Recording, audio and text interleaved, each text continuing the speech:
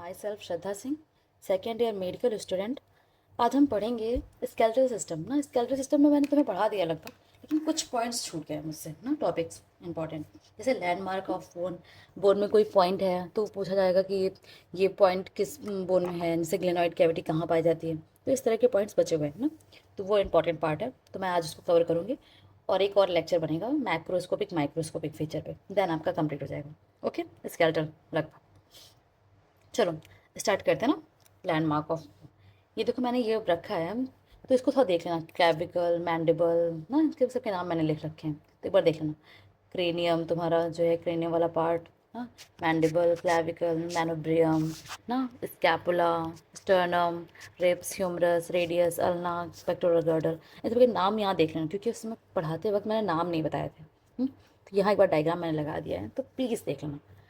थोड़ी देर रोक करके ना, स्टॉप करके देख लेना। और ये देखो मैंने थोड़ा सा वैसा भी लगाया है, तो इसको ऐसे जो है आप थोड़ा सा उसको ऐसे छोड़ के सिर्फ ऐसे को कुछ देर रोक करके अपने से पहचानने की कोशिश करना। क्योंकि आप अगर अपने से पहचानने की कोशिश करोगे ना, तो जब एग्ज़ाम में अगर इमेज बेस्ड कोई क्वेश्चन होगा तो बड़े आराम से बन जाएगा, आपको बहुत परेशान नहीं होना पड़ेगा ना। एक बार कोशिश करना, ठीक। इसके फ़ोटो खींच लेना, कोशिश करना। चलो ओके, कोशिश करना अपने से। अब चलो हम स्टार्ट करते हैं स्कैपुला से ना, क्योंकि ये भी एक इम्पॉर्टेंट बोन है। स्कैपुला और क्लैविकल ना, ये दोनों आपके शोल्डर जॉइंट बनाने में काम आएंगे। स्कैपुला, क्लैविकल और एक और क्या आपका ये ह्यूमरस ना, ये तीनों जो है वो करेंगे आपका बनाने में ना। तो ये तब तो बनेगा ना, तो जॉइंट। तो देखो ये ह्यूमरस वाला पार्ट यहाँ से जुड़ा होता है, ऐसे करके, ऐसे कुछ। ये तब ना बनेगा तो ये तुम्हारा एक्रोमियन प्रोसेस इसका स्कैपुला का, और क्लैविकल वाला पार्ट, और ये तुम्हारा ह्यूमरस, ये तीनों मिल करके आपका तुम्हारा ये बनाएंगे। बॉल एंड सॉकेट जॉइंट भी बनेगा यहाँ पे, मतलब टोटल आपका जो शोल्डर जॉइंट बनाने में ये तीनों चीज़ हेल्प करेंगे। क्योंकि बिना हेड के तो जॉइंट नहीं बन सकता ना। भले हम पेल्विक पेक्टोरल गर्डल में पढ़ते हैं कि पेक्टोरल गर्डल सिर्फ स्कैपुला और क्लैविकल से वो होता है, बट ये भी तो रहता है ना। चलो, तो ये वाला तो आपका बॉल एंड सॉकेट में बना, तो इसके लिए क्या जरूरत पड़ी? ग्लिनॉइड फोसा या ग्लिनॉइड कैविटी भी इसको बोलते हैं। Okay, acromion process, coracoid process. देखो प्रोसेस का मतलब होता है कुछ भी हल्का सा उभरा हुआ पार्ट, तो एक्रोमियन प्रोसेस भी बोल सकते हैं इसको, क्योंकि ये उभरा हुआ है बोन से। और कोराकॉइड प्रोसेस क्योंकि ये भी उभरा हुआ है। ग्लिनॉइड फोसा, फोसा मतलब जो है कोई जगह है, ठीक, फोसा। सब स्कैपुलर फोसा, ये भी ऐसे कर्व होता है, पूरी जगह होती है ऐसे हल्का सा। मैंने इतना ज़्यादा कर्व दिखा दिया, बट ये हल्का सा कर्व होता है, ये पूरी सी जगह होती है। ओके, याद रखना फोसा और प्रोसेस में थोड़ा सा फर्क, कि क्या होता है। प्रोसेस बाहर निकला हुआ होता है, फोसा थोड़ा अंदर धंसा हुआ होता है, ठीक। चलो ये स्कैपुला में ये जो पॉइंट्स मैंने हाईलाइट कर रखे ना, ये पॉइंट याद होना चाहिए किस बोन में है। ओके, चलो अब क्लैविकल में देखो एक्रोमियल एंड कौन सा है, स्टर्नल एंड कौन सा है, ये ध्यान देना। हम्म, ये ध्यान देना। और कोरॉइड प्रोस ट्यूबरकल, ये एक्रोमियल एंड के पास में है, ये ध्यान देना ना। या और ये भी ध्यान देना, देख लेना ट्रेपेजॉइड लाइन ना, ये तीनों इंपॉर्टेंट। ओके, ये तीनों इंपॉर्टेंट है इसमें, अगर पूछेगा तो यही तीनों पूछेगा। बट ये फिर भी हाई है, मैं खैर मैं कहूँगी कि ये भी हाई है, बट ये दोनों तो आपको पता होने चाहिए। ओके, तो ये याद रखना कौन सा स्टर्नल एंड है, कौन सा एक्रोमियल एंड है। देखो स्टर्नल एंड का मतलब ये स्टर्नम से जुड़ा होगा, ये वाला पार्ट है ना, ऐसे होता है ना, जे फिर स्टर्नम, तो ये वाले पार्ट से कौन जुड़ा होगा? ये होता है ना क्लैविकल, तो जो स्टर्नम से जुड़ा होगा वो तुम्हारा स्टर्नल एंड, और जो यहाँ पे जो होता है ना ऐसे, ये तुम्हारा मैंने कहने स्कैपुला बनाने का वो है, बना रही हूँ मैं। तो स्कैपुला से जो पार्ट जुड़ा होगा वो तुम्हारा एक्रोमियल एंड होता है, क्योंकि स्कैपुला में है ना एक्रोमियन प्रोसेस। एक्रोमियन प्रोसेस जहाँ जुड़ रहा है तो वो कहाँ होगा, ठीक, लेटरल की साइड। मीडियल और लेटरल पता है ना, मीडियल और लेटरल, लेटरल का मतलब बाहर की तरफ, और मीडियल का मतलब अंदर की तरफ, मिडिल में, बीच में ना, ये याद रखना, मीडियल और लेटरल। अब हम स्टार्ट करते हैं स्टर्नम वाला पार्ट ना। देखो स्टर्नम में ये याद रखना कि क्लैविकुलर नोच, जो मैंने आपको बताया था कि स्टर्नम में यहाँ से ऐसे जुड़े हुए थे ना, ऐसे जाती है। ओके, ऐसे भी बनती है। और जिंगुलर नोच इसको क्यों बोलते हैं ना, इंटरनल जिंगुलर वेन होती है इधर, राइट और लेफ्ट होती है। हाँ, इसलिए यहाँ का नाम जुंगुलर नोच है। तो ये जुंगुलर नोच, जुंगुलर नोच कहाँ होता है ये भी याद रखना। ओके, मैनोब्रियम स्टर्नम इसको बोलते हैं, एक्सटर्नल एंगल बोलते हैं। देखो एक्सटर्नल एंगल के बहुत इंपॉर्टेंट इंपॉर्टेंट पॉइंट्स हैं। एक्सटर्नल एंगल बहुत इंपॉर्टेंट होता है मेडिकल फील्ड में, या फिर किससे मतलब अगर मेडिकल से रिलेटेड कोई स्टडी है तो एक्सटर्नल एंगल बहुत इंपॉर्टेंट पॉइंट निभाता है। इसके देखो क्या होता है, superior limit of pericardium. Pericardium जानते हो क्या होता है? जैसे ये आपका मानो कि मैंने हार्ट ना, हार्ट जो होता है वो ये कुछ मानो ये हार्ट ना, तो हार्ट भी एक उसमें होता है जो है ऐसे मानो मेम्ब्रेन होती है ना, पतली सी झिल्ली होती है, उस झिल्ली के अंदर होता है। तो इस झिल्ली में मानो ये दोनों जो है दो झिल्लियाँ हैं, दो झिल्लियों के अंदर एक पानी भरा होता है ना। Parietal pericardium, visceral pericardium, parietal ना और विस्टरल। विस्टरल का मतलब अंदर वाला और पेराइटल का मतलब बाहर वाला ना। पेराइटल पेरिकार्डियम और विस्टरल ऐसा होता है कि एक ये बना हुआ है और एक ये बना हुआ है ना, इसके अंदर कोई सामान है, जैसे मानो ये हार्ट हो गया, तो इसको दो मेम्ब्रेन ऐसे होती है, झिल्लियाँ ढकी होती हैं, इस झिल्ली के अंदर पानी से भरा होता है। ओके, पानी से भरा होता है इस झिल्ली के अंदर ना। तो ये जो है इसको पेरिकार्डियल फ्लूइड बोलते हैं, ये जो पानी है ना, पेरिकार्डियल फ्लूइड बोलते हैं। और इस झिल्ली को, बाहर वाली झिल्ली को पेराइटल और अंदर वाली झिल्ली को विसरल ना, पेराइटल पेरिकार्डियम और विसरल पेरिकार्डियम। ठीक, मैं नाम लिख दे रही हूँ ना। देखो पेराइटल और ये visceral. Okay, parietal pericardium, visceral pericardium, इन दोनों के बीच। तो ये वाला जो पेरिकार्डियम होता है ना, सुपरियर लिमिट ऑफ पेरिकार्डियम, मतलब हार्ट को जो ढका है ना, तो हार्ट ऐसे होता है ना कि लेफ्ट में होता है ना, लेफ्ट में होता है, इधर कहीं लेफ्ट में होगा आपका। जो है लेफ्ट में होगा यहाँ पे, तो यहाँ पे ऐसे इतना यहाँ तक इसके एरिया में होगा ऐसा, ऊपर अपर वाला पार्ट, सबसे ऊपर वाला पार्ट पेरिकार्डियम का यहीं पे ख़त्म होगा, सुपीरियर लिमिट उसकी यहाँ पे होगी। ठीक, और बाइफर्केशन ऑफ ट्रैकिया और पल्मोनरी ट्रंक। पल्मोनरी ट्रंक आपका हार्ट से निकलता है ना, जब मैं हार्ट के बारे में पढ़ाऊंगी, सर्कुलेशन के बारे में ना, तब पता चलेगा, तब मैं बताऊंगी। अभी ट्रैकिया में इतना पता होगा ना, सांस नली आती है वो ऐसे लेफ्ट और राइट में भाग टूटती है ना, तो वो भी यहीं टूटती है, दो पार्ट में डिवाइड हो गई है, बढ़ती है तो यहीं बढ़ती है।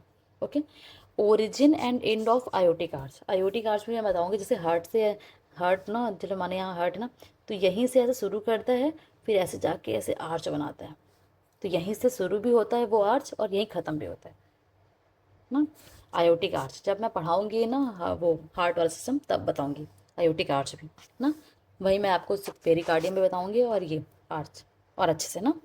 चलो अभी याद रखना क्या क्या आपको इसमें से याद रखना है, एक्सटर्नल एंगल याद रखना है, जिफॉइड प्रोसेस याद रखना है, और इसका क्लैविकुलर जॉइंट याद रखना है, जंगुलर नोच याद रखना है, मैनोब्रियम क्या है याद रखना है।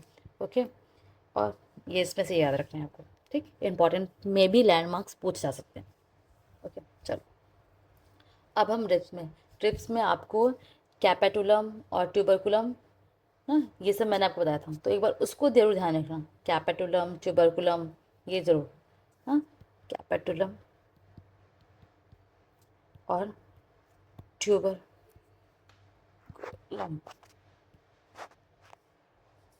हाँ देखो, मैंने बताया था ना आपको, ये वाला पार्ट जो है कैपेटुलम था और ये वाला पार्ट ट्यूबरकुलम, तो ये ज़रूर याद रखना कि कैपेटुलम कहाँ था और ट्यूबरकुलम कहाँ था। ये ट्यूबरकुलम है, ये वाला कैपेटुलम था आपका। और फिर ये कार्टिलेज, कोस्टल कार्टिलेज, ये याद रखना। और देखिए भी देखना कि ये हेड वाला पार्ट होता है, ये नेक वाला पार्ट होता है, और ये तो आपका जो है पूरा, ये देखो एंगल होता है, ये पूरा नेक, नेक और पूरा ये बॉडी कह सकते हो आप ना, हेड नेक, और ये तो टोटल बॉडी वाला पार्ट ना, हेड नेक और ये बॉडी। ये रिप्स में ये इतना याद रखना है आपको। ओके, उससे ज़्यादा कुछ याद नहीं रखना, बस हेड कहाँ होता है, कहाँ नेक होता है, ये सब में याद रखना ना। अब ये देखो, फीमर और ह्यूमरस लगभग एक जैसी होती है, इसलिए मैंने एक ही जगह लिखा है ना, याद रखना, याद करना आसान है आपके लिए। देखो ये वाला यहाँ हेड है, इसमें भी हेड है, लेकिन ह्यूमरस में देखो लेसर ट्यूबरकल और ग्रेटर ट्यूबरकल है, लेकिन फीमर में आपका लेसर ट्रोकेंटर है और ग्रेटर ट्रोकेंटर है।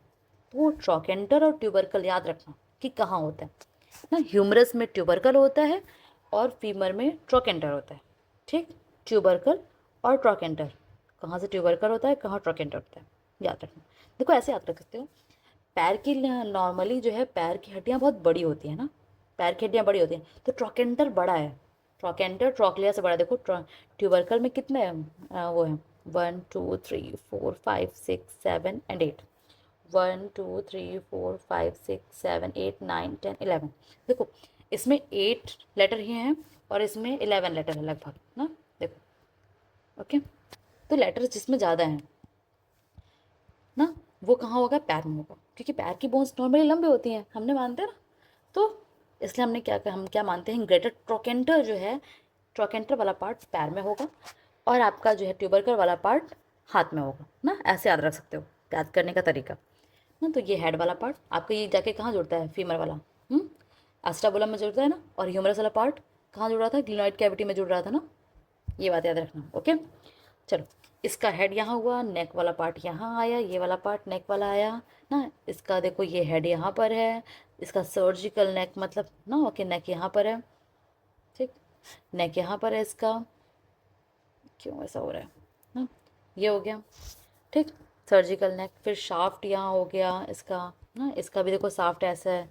फिर देखो इसमें आपका एक पार्ट याद रखना कि ओलिक्रोनॉन फोसा ना, ओलिक्रोनॉन फोसा यहाँ पे है। अब ओलिक्रोनॉन फोसा, फोसा मतलब जगह ना। देखो कैविटी का मतलब भी जगह होता है, फोसा का मतलब भी जगह है ना। और प्रोस देखो कैविटी और एंड फोसा, कैविटी और फोसा इन दोनों का मतलब जो है ना, एक जगह होगी, ऐसे कुछ जगह है। ओके लेकिन आपका यही मैं प्रोसेस बोल दूँ, और ट्यूबरकल ना, ट्यूबरकल थोड़ा उभरी हुई जगह होती है। प्रोसेस लगभग थोड़ा सा लंबा सा निकला होता है। ओके ऐसे निकला होगा प्रोसेस, थोड़ा सा ना निकला होगा। ट्यूबरकल जो है हल्का सा उठा हुआ होगा, ऐसे कुछ मानो। तो दोनों ही उठे हुए होते हैं ना। प्रोसेस कहाँ प्रोसेस होता है, कहाँ ट्यूबरकल, बस हल्का सा डिफरेंस होता है। नॉर्मली इतना जान लो कि अगर प्रोसेस और ट्यूबरकल है तो उठा हुआ कोई चीज़ है, और लेकिन कैविटी और फोसा है तो वो गहरी चीज़ है ना। तो देखो ओलिक्रोनॉन फोसा है, अगर ये फोसा गहरी चीज़ है तो कहीं ओलिक्रोनॉन प्रोसेस भी होगा ना। अभी दिखाऊंगी मैं ओलिक्रोनॉन प्रोसेस क्या है। अगर फोसा है तो उसका प्रोसेस भी होगा यहाँ पे, ठीक। चलो, या फिर उसमें कुछ फिट होने वाला भी चीज़ होगा ज़रूर। जैसे मैंने ग्लिनॉइड कैविटी कहा था तो उसमें कुछ फिट हो रहा था ना। आपका ह्यूमरस उसमें फिट हो रहा था ना, तो कैविटी अगर बनी हुई तो उसमें कुछ फिट होगा। ये बात याद रखो। ओके चलो आगे चलते हैं ना। आपको ये याद रखना, ट्रोक्लियर और कैपेटोलम, मीडियल साइड जो आपका है क्या है, ट्रोक्लियर है, और कैपेटुलम लेटरल साइड है। लेटरल मैंने बताया ना, जो बाहर की तरफ निकला हो। मीडियल साइड मतलब जो बीच में, मानो ये आदमी है कोई, ओके, तो ये इधर कोई चीज़ है वो मीडियल है। अगर इधर कोई चीज़ है, यहाँ कोई चीज़ है, यहाँ कोई चीज़ है, यहाँ कोई चीज़ है, वो लेटरल है। इससे कंपेरिजन किया जाता है ना, किसी दो चीज़ का हमेशा कंपेरिजन किया जाता है। जैसे जैसे हमने माना हम कि ए बी और सी ना, यहाँ एक आदमी खड़ा है ना, तो मैं क्या कहूँगी कि बी जो है बीच में है सी से ना, बी बीच में है, मीडियल साइड है सी से। लेकिन मैं क्या बोलूँगी, जो है बी वाला ही लेटरल साइड है ए से ना। तो देखो बी मीडियल हो गया, दो चीज़ है, मीडियल भी आ रहा है लेटरल भी आ रहा है। बी सी के लिए मीडियल हो गया है, लेकिन बी जो है ए के लिए ही लेटरल में चला गया है। तो हमेशा दो चीज़ का कंपेरिजन होता है, ये याद रखना। ओके मीडियल और लेटरल में। चलो समझ में आया, ठीक। तो चलो देखो यहाँ पे मैंने आपको क्या बताया कि क्या ट्रोक्लिया और कैपेटुलम, ये याद रखना कि कहाँ होता है ना, कौन सा लेटरल में जाता है और कौन सा मिडिल में, ठीक। ट्रोक्लियर आपका मिडिल में आता है और कैपेटुलम जो है आपका जाता है लेटरल में, ठीक। ओलिगोनॉन फोसा हो गया, और क्या इसमें इंपॉर्टेंट है, और तो कुछ मुझे इंपॉर्टेंट नहीं लगना, बस ट्रोकेंटर और ट्यूबरकल ये ज़रूर ध्यान रखना, हेड नेक साफ देख लेना, और ट्रोक्लियर और कैपिटल, ठीक। इतना ही इंपॉर्टेंट है आपके लिए। चलो आगे चलते हैं ना इसमें। अभी देखो ओलिगोनॉन फोसा है, अब इसको भरने के लिए हाँ ये भी देख लेना, medial condyle lateral condyle, condyles वाले पार्ट यहाँ आते हैं ना, ह्यूमरस में होते हैं, ये फीमर में होगा ना कॉन्डाइल वाला पार्ट। ओके यहाँ देखो कॉन्डाइल, यहाँ कॉन्डाइल है, यहाँ ईपी कॉन्डाइल है ना। देखो कॉन्डाइल और epicondyle, epicondyle humerus में आ रहा है और कॉन्डाइल यहाँ आ रहा है ना। ये आपको याद रखना पड़ेगा, क्योंकि इसकी ट्रिक मैंने नहीं बनाई थी, तो मुझे इस ट्रिक का तो नहीं पता है, आपको याद रखना पड़ेगा ना। क्योंकि कभी कभी हो सकता है वहाँ मीडियल कॉन्डाइल लिखा हो, ईपी कॉन्डाइल लिखा हो, तो कौन सा किस में जा रहा है ये डिफ्रेंशिएट करना आपको ज़रूरी है। ओके चलो। हाँ, जैसे क्वेश्चन ही पूछ लेगा trochlea is present, trochlea is present medial condyle ना, या फिर मीडियल इपिकॉन्डाइल। तो आपको पता होना चाहिए ना कि कॉन्डाइल कहाँ है, मीडियल इपिकॉन्डाइल कहाँ है। ठीक, तो इसको इसके लिए इम्पोर्टेंट है आपका। ओके चलो, अब हम क्या करते हैं, ये देखो रेडियस और अल्ना ना, रेडियस और अल्ना में रेडियस याद रखने के लिए रेडियस देखो, रेडियस और ये अल्ना ना। तो देखो रेडियस और अल्ना में, रेडियस वाला पार्ट में रेडियस आर से राउंड भी होता है ना, राउंड। ओके, तो ये वाला पार्ट राउंड होता है ऊपर से देखोगे ना। और अल्ना यू शेप बन रहा है ना, देखो ये यू शेप बना है। याद रखने का तरीका, कौन सी बोन रेडियस है कौन सी अल्ना है ना, याद रखना।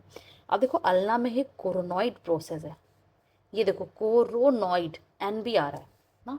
और एक और मैं आपको दिखाती हूँ अभी, कोरोनॉइड यहाँ पर है और कोरेकॉइड। कोरोनॉइड कहाँ है, अल्ना में है। उसको याद रखने के लिए, उसको याद रखने के लिए, अरे यार 2 मिनट रुको प्लीज ना। देखो कोरोनॉइड को याद रखने के लिए कि कोरेकॉइड कहाँ है, कोरेकॉइड और कोरोनॉइड ना। एन, अल्ना में एन आता है ना, तो एन वाला पार्ट जो है आपका, ये कोरोनॉइड वाला पार्ट अल्ना के साथ है, कोरेकॉइड वाला पार्ट आपका स्कैपुला में है। ये एक इंपॉर्टेंट गलतियाँ होती हैं ना बच्चों से। ठीक, ये इंपॉर्टेंट एक मिस्टेक होती है, तो याद रखना कि कोरोनॉइड कहाँ है और कोरेकॉइड कहाँ है। ओके चलो आगे चलते हैं हम ना। ओके, मैंने आपको कोरोनॉइड बता दिया, और ऊपर ये याद रखना कि ओलेक्रोनॉन कहाँ होता है प्रोसेस ना। रेडियल नोच, देखो नोच का मतलब भी होता है आपका, मैं देखो क्या बताया था वो, ग्लिनॉइड, कैविटी, फोसा, फोसा और नोच, ये दोनों का मतलब होता है कि ऐसे थोड़ी छोटी कोई छोटी छोटी जगह है ना। ओके, और मैंने क्या बताया था, प्रोसेस और ट्यूबरकल, मतलब ये उभरी हुई जगह है, ये थोड़ा सा जो है गहरी हुई जगह है जिसमें कुछ फिट होगा या कुछ रखा जाएगा ना। देखो यहाँ नोच है, नोच कोई गहरी जगह है, इसमें आके ये अल्ना वाली पार्ट है। तो अगर नोच है तो इसमें आपका रेडियस में देखो, रेडियस ट्यूबरोसिटी भी होती है, ट्यूबरोसिटी उभरी हुई जगह। हाँ, तो ये उभरी हुई रेडियस की जो पार्ट जगह है वो आपका अल्ना में, अल्ना के उसमें जो है रेडियल नोच जहाँ है वहाँ आके जुड़ जाएगा। ये वाला पार्ट यहाँ आके जुड़ेगा, ये वाला पार्ट यहाँ आके जुड़ेगा। ओके, नोच हमेशा दूसरे वाले बोन में होगा और ट्यूबरोसिटी उसी वाले बोन में होगी ना, ट्यूबरोसिटी। ओके, नोच दूसरे वाले बोन में होगा और ट्यूबरोसिटी उसी वाले बोन में होगी ना, ये भी याद रखने का तरीका है। ओके, अब देखो स्टेलॉइड प्रोसेस दोनों में होता है, बस ना, स्टेलॉइड प्रोसेस दोनों में होता है, आपका अल्ना में भी होगा रेडियस में भी होगा ना, बस मीडियल लेटर का फ़र्क होता है, तो उसको छोड़ दोगे तब भी चलेगा। ओके, कोई प्रॉब्लम नहीं है, बस यही कोरोनॉइड प्रोसेस, ओलेक्रोन प्रोसेस, ये याद रखना, और रेडियल नोच। ठीक, रेडियल नोच और रेडियल ट्यूबरोसिटी, अगर नोच है तो उसमें एक भरने के लिए एक स्पेस भी आएगा, ट्यूबरोसिटी ना उभरी हुई। ठीक, ओके, क्योंकि ये देखो याद रखना, नोच और ट्यूबरोसिटी ये दोनों अलग अलग में है, ऐसा नहीं है कि रेडियस नोच और रेडियस ट्यूबरोसिटी रेडियस में ही है, हाँ डिफरेंस है। ओके आगे चले, चलो हम हैंड में आते हैं ना। अब हैंड की बोन में मैं मुझे आपको बताना है कि ये वाले पार्ट में ना जो है कार्पल्स, इसके नाम याद रख सकूँ। ये देखो बहुत नेट पे बहुत फेमस है, मैं ट्रिक बताती हूँ ना, ट्रिक है नेट पे बहुत फेमस है ना। देखो, she look too pretty, try to catch her ना, she look too pretty try to catch her ना। इसके सारे ये वाले पार्ट देखो, she look too pretty try to catch her, वो बहुत सुंदर है, सी लुक टू प्रिटी वो बहुत सुंदर लग रही है ना, ट्राई टू कैच हर उसको पकड़ने की कोशिश करो, वो बहुत सुंदर लग रही है, उसको पकड़ने की कोशिश करो ना। ये एक लाइन है ना इंग्लिश में, she look too pretty try to catch her ना। अब देखो इसके नाम कैसे याद कर सकते हो आप, स्केफॉइड, स्केफॉइड, लियोनेट, ट्रैपे ट्रैपे ट्रैकिट्रम, हाँ, scaphoid, lunate, triquetrum, pisiform, scaphoid, lunate, triquetrum और पिसिफॉर्म। फिर आपका सीधे यहाँ से याद रखो, ट्रैपेजियम, ट्रैपेजॉइड ना, trapezium, trapezoid, capitate and hamate, scaphoid, scaphoid, lunate, triquetrum, triquetrum और फिर आपका आता है पिसिफॉर्म ना। और फिर आपका आ गया ट्रैपेजियम, ट्रैपेजॉइड, कैपिटेट एंड हैमेट। याद रख सको क्या, ऐसे याद रख सकते हो ना। She look too pretty try to catch her ना, कौन कौन से नाम से हैं इतना तो याद आना चाहिए। मे बी अगर आ गया कि इसमें से कौन सी कार्पल बोन है और नहीं है, तो उसमें से छांटने के लिए ऑड और इवन वाले, हाँ, कि कौन कौन सी हैं कौन कौन से नहीं, तो उसके लिए याद रख लो। और ये याद होनी चाहिए, ठीक। She look too pretty try to catch her, scaphoid, lunate, triquetrum, pisiform, hamate, capitate, trapezoid, trapezium ना। चलो, फिर क्या होता है, ये डिस्टल फैलेंजेस हैं ना, डिस्टल फैलेंजेस और मेटाकार्पल्स हैं, और फैलेंजेस, कार्पल्स, कार्पल, मेटाकार्पल और फैलेंजेस, ठीक। अब देखो ये जो है पैर वाला पार्ट बिल्कुल इसी से मिलता जुलता है, इसलिए मैंने यहाँ रखा है ना। ये देखो ये पूरा आपका फैलेंजेस वाला पार्ट है ना। ये तो का टार्सल वाले पार्ट्स हो गया, मेटाटार्सल वाला पार्ट हो गया, ये टार्सल हो गया, तो ये सारे मेटाटार्सल हो गया, और ये फैलेंजेस हो गया। लेकिन फैलेंजेस में देखो, इसमें फैलेंजेस में याद कुछ नहीं रखना है। आप टार्सल में देखो क्या क्या है, टैलस भी है टार्सल में, नेविकुलर भी है, और कैल्केनियस भी है, क्यूबॉइड भी है ना। ये दिन थोड़ा देख लेना कि कौन कौन सी कहाँ है, बस इतना देखना है कि कौन कौन सी है और कौन कौन सी कहाँ है, ठीक।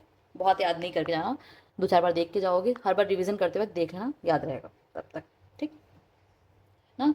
कि आपका टैल बस कैल्केनियस कहाँ है याद रखना, कैल्केनियस बहुत इंपॉर्टेंट जॉइंट है, कैल्केनियस ना, कैल्केनियस बहुत इंपॉर्टेंट जॉइंट बनाता है ना, तो इसको देख लेना।